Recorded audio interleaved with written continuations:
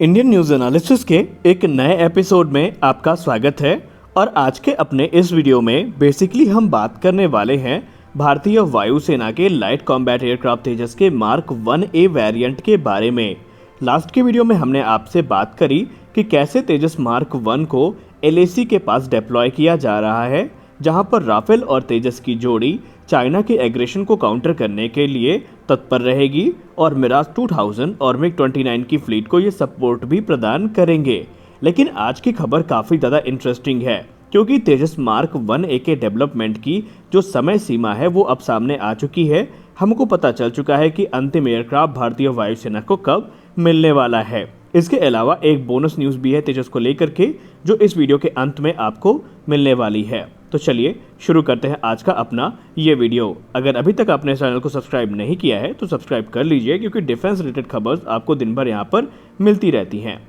तो चलिए शुरू करते हैं। दोस्तों, लाइट कॉम्बैट एयरक्राफ्ट तेजस, जो कि भारत के लिए किसी माइलस्टोन से कम नहीं है, अब इसको लेकर के हिंदुस्तान एरोनॉटिक्स लिमिटेड ने फाइनली ये बता दिया है कि तेजस की टाइमलाइन क्या है। अभी हाल ही में आपने देखा कि तेजस मार्क 1A का जो सफलतापूर्वक पहला उड़ान है वो आयोजित कर लिया गया है, और रिपोर्ट्स दावा करती है कि पहले टेस्ट में सब कुछ HAL के उम्मीद के अनुसार ही हुआ है, यानी जो ऑब्जेक्टिव थे इनके पहली फ्लाइट के वो अचीव कर लिए गए हैं। लेकिन अभी आपको इसके लिए इंतज़ार करना पड़ेगा, क्योंकि अभी इनके सीरीज ऑफ ट्रायल्स आयोजित किए जाएंगे, उसके बाद ही इनको प्रोडक्शन में उतारा जाएगा। खैर, मिनिस्ट्री ऑफ डिफेंस की बात करें तो मिनिस्ट्री ऑफ डिफेंस ने लास्ट ईयर ही हिंदुस्तान एरोनॉटिक्स लिमिटेड को एक बड़ा ऑर्डर प्लेस किया था, जिनमें 83 जेट्स की बात की गई थी। इसमें से 73 जेट जो थे वो तेजस मार्क 1A थे, जबकि 10 जेट जो थे वो तेजस के ट्रेनर एयरक्राफ्ट थे। और ये डील तकरीबन 45,696 करोड़ रुपए में की गई थी।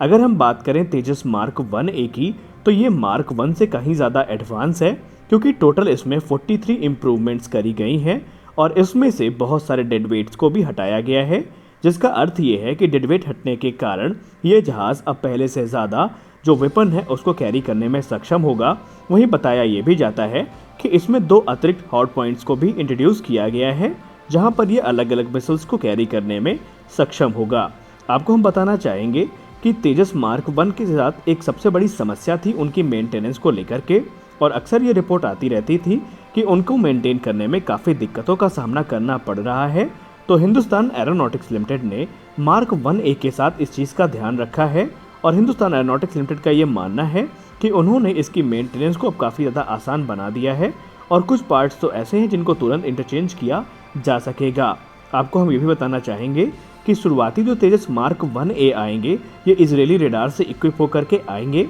लेकिन बाद में इनको स्वदेश निर्मित उत्तम रेडार से इस जो रिप्लेस है वो कर दिया जाएगा। हिंदुस्तान एरोनॉटिक्स लिमिटेड ने यह भी बताया कि भारतीय वायुसेना को जो पहला तेजस मार्क 1A जेट है वो फरवरी 2024 में डिलीवर किया जाएगा, और उसके बाद एक एस्टीमेट जो सामने रखा गया है मिनिस्ट्री ऑफ डिफेंस के द्वारा, उसके हिसाब से अगर हम बात माने तो तकरीबन जो 83 टोटल जेट्स हैं ये फरवरी 2030 के पहले पहले डिलीवर कर दिए जाएंगे। या अगर हम दूसरे शब्दों में बात करें तो जो ये पूरा का पूरा कॉन्ट्रैक्ट है ये फरवरी 2030 के पहले पहले कंप्लीट किए जाने का जो टारगेट है उसको सेट किया गया है। और हमने आपको पूर्व में भी बताया कि इनमें से 73 जो जेट होने वाले हैं वो तेजस मार्क 1A हैं, जबकि 10 जो जेट हैं उन पे ऑलरेडी काम शुरू कर दिया गया है, क्योंकि इन्हीं को मिलाकर के जो टोटल ट्रेनर जेट्स की संख्या है वो 18 पहुंची है, क्योंकि 8 के ऑर्डर्स पहले ही प्लेस कर दिए गए थे ट्रेनर जेट्स के, और 10 जेट के ऑर्डर्स आए हैं वो इसी 83 जेट्स की डील का एक हिस्सा है। यानी अगर आप टोटल करेंगे तो 18 जेट्स का जो ऑर्डर है वो प्लेस किया गया है, और इस समय हिंदुस्तान एरोनॉटिक्स लिमिटेड ने इन ट्रेनर जेट्स पे काम शुरू कर दिया है, और इनमें से शुरुआती कुछ जेट इसी वर्ष भारतीय वायुसेना को डिलीवर भी कर दिए जाएंगे। अब आपको यहाँ पे एक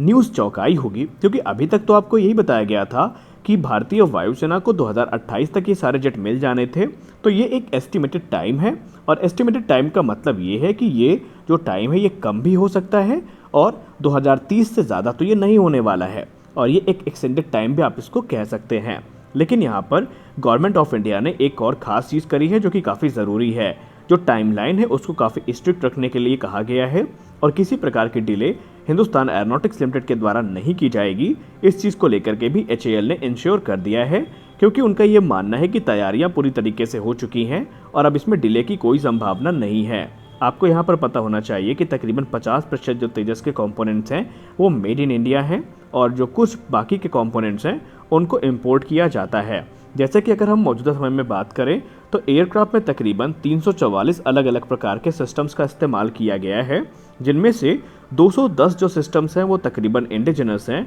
और 134 के आसपास जो सिस्टम्स हैं उनको इंपोर्ट किया गया है। हालांकि हिंदुस्तान एरोनॉटिक्स लिमिटेड को इस बात का भरोसा है कि 2030 तक तकरीबन ये जो कंपोनेंट है ये 80% स्वदेशी होंगे और जो 20% हैं वही इसमें फॉरेन कंपोनेंट्स इस्तेमाल किए जाएंगे। तो ये एक बड़ा कदम है हिंदुस्तान एरोनॉटिक्स लिमिटेड का, क्योंकि हमने आपको पूर्व की वीडियोस में बताया है कि भारतीय वायुसेना में जो 100 की संख्या में MiG-21 बाइजन्स हैं उनको तब तक रिटायर नहीं किया जा सकता जब तक कि तेजस की डिलीवरी शुरू ना हो जाए। तो एक एस्टिमेट ये भी है कि भारतीय वायुसेना 2024 से चरणबद्ध तरीके से जो MiG-21 बाइजन्स हैं इनको रिटायर करना शुरू करेंगी, क्योंकि इनकी जगह तेजस के जो ये नए वेरिएंट्स हैं ये लेना शुरू कर देंगे।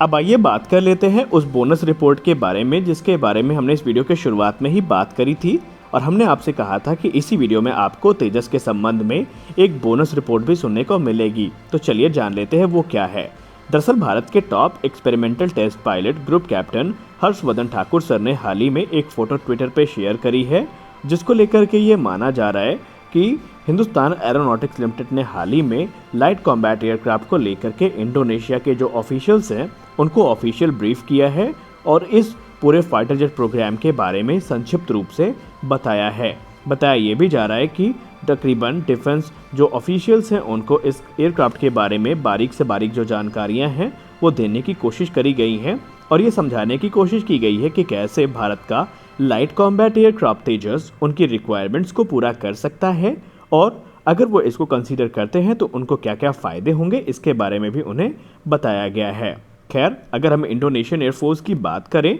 तो हाल ही में उन्होंने 36 राफेल 8 F-15EX को खरीदने का फैसला किया है और माना जा रहा है कि 2024 तक ये डील फाइनलाइज भी कर ली जाएगी और इस समय वो अपने पुराने हो रहे Su-27 और Su-30 जैसे फाइटर एयरक्राफ्ट और F-16 को रिप्लेस करना चाहते हैं। लेकिन इसके अलावा इंडोनेशियन एयरफोर्स बड़ी संख्या में यानी तकरीबन 200 की संख्या में हॉक 200 लाइट अटैक एयरक्राफ्ट्स की फ्लीट को भी ऑपरेट करते हैं, जिनको वो रिप्लेस करना चाहते हैं। और हाल ही में उन्होंने कोरिया से जो Korean made T-50I golden eagle है उसको भी खरीदा था, लेकिन अभी ये खरीद पर्याप्त नहीं है और इस समय वो नए लाइट कॉम्बैट एयरक्राफ्ट की तलाश में है। हालांकि अभी तक ये क्लियर नहीं हो पाया है कि कैसे जो लाइट कॉम्बैट एयरक्राफ्ट तेजस है ये इंडोनेशिया की नीड्स को पूरा कर सकता है या कैसे उनके इस पूरे के पूरे प्रोक्योरमेंट में फिट बैठेगा। लेकिन भारत इस समय उनके साथ संपर्क में है, क्योंकि इंडोनेशिया की जो रिक्वायरमेंट्स हैं उनको हमारा लाइट कॉम्बैट एयरक्राफ्ट तेजस पहले से ही पूरा कर रहा है। इसमें मिड एयर रिफ्यूलिंग की सुविधा है, ये बियॉन्ड विजुअल रेंज की कॉम्बैट में सक्षम है और इसका जो स्ट्राइक पैकेज है वो भी काफ़ी ज़्यादा एडवांस है। इसमें एडवांस एसा रेडार्स का इस्तेमाल भी किया गया है, यानी जितने भी इंडोनेशिया के पैरामीटर्स हैं उनमें पहले से ही ये जो जेट है वो काफ़ी ज़्यादा सटीकता के साथ बैठ रहा है। और हर्षवर्धन ठाकुर सर के वहाँ पहुँचने का मतलब ये है कि जितना अच्छा इन्होंने तेजस को एक्सपीरियंस किया है उतना शायद किसी ने भी ना किया हो, इसलिए ठाकुर सर का वहाँ होना अपने आप में एक बहुत बड़ी बात है। और ठाकुर सर को हम हमेशा से फॉलो करते हैं, इसलिए हमको पता भी है कि सर का वहाँ पे होना इस चीज़ को सुनिश्चित करता है कि भारत काफ़ी सीरियस है इन मामले को लेकर के जहाँ पर तेजस के एक्सपोर्ट की बात आती है। तो फिलहाल के वीडियो में बस इतना ही, मिलते हैं अपने अगले वीडियो में, तब तक के लिए जय हिंद।